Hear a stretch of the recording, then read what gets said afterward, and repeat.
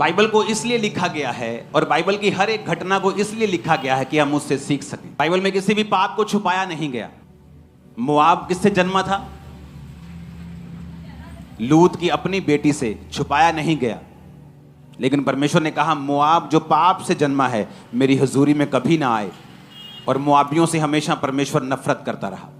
हर एक इंसिडेंट को, हर एक घटना को बाइबल में लिखा गया ताकि जब आने वाले समय के करोड़ों खरबों विश्वासी इसे पढ़े तो वो इनसे सीख सकें। दाऊद अपनी जिंदगी में हर जगह कामयाब था, अपने परिवार को छोड़ के। उसका परिवार एक बहुत बड़ा मेस था, उसका परिवार एक बहुत बड़ी गड़बड़ था।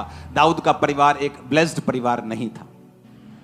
उसका रीजन था दाऊद का बैतशेबा के साथ पाप करना, हित्ती उरिया को मरवाना, और उसके बाद परमेश्वर का श्राप उसके परिवार के ऊपर आया कि तूने किसी का परिवार खराब किया है, अब तेरा परिवार भी खराब होगा।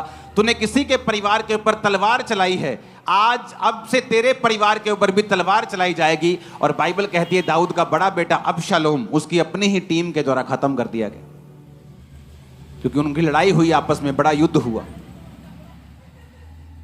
और ओतनिया जो फिर दाऊद का दूसरा बेटा था, चौथा बेटा था, वो फिर कहने लगा अब मैं राजा बनूंगा।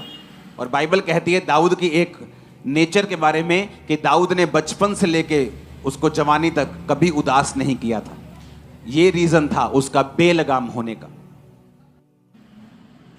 आज कुछ माएं बच्चों को कुछ नहीं कहती, नहीं जी बच्चा है, पहले बच्चा है कुछ नहीं कहती, नहीं जी जवान हो गया कुछ करना लगे, फिर जवानी में कुछ नहीं कहती, फिर जब बड़ा हो जाता हाथ से निकल जाता फिर वैसे नहीं कुछ कह पाती। पहले अपनी बेटी के पाप को छुपाती रहती, जब पाप सांप सपोला बड़ा होके अजगर बन जाता है उनको भी निगल लेता है, फिर रोती हैं। आपके पास आज पावर है कि आप दूसरे के घर को खराब कर सकते हो, लेकिन वेट करो आपका भी समय फिर आएगा। आज आपके पास पावर है, आप किसी के पास चोरी कर सकते हो, इंतजार करो तुम्हारा भी समय आएगा जब तुम्हारी चीजें भी चुराई जाएंगी और तुम रोओगे कि हो ये क्यों हो गया, ये कैसे हो गया, क्योंकि तुमने भी चुराया था जब तुम किसी ड्यूटी पर थे। तो जब चुराते हैं तो तब आवाज नहीं आती, लेकिन जब न्याय होने वाला होता है, जब न्याय होता है तब मालूम होता है कि मेरे साथ वो सब कुछ हो रहा है जो मैंने बोया था, वही मेरे परिवार के साथ हो रहा है जो मैंने दूसरे के साथ किया, वही मेरे साथ हो रहा है जो मैंने अपने बॉस के साथ किया।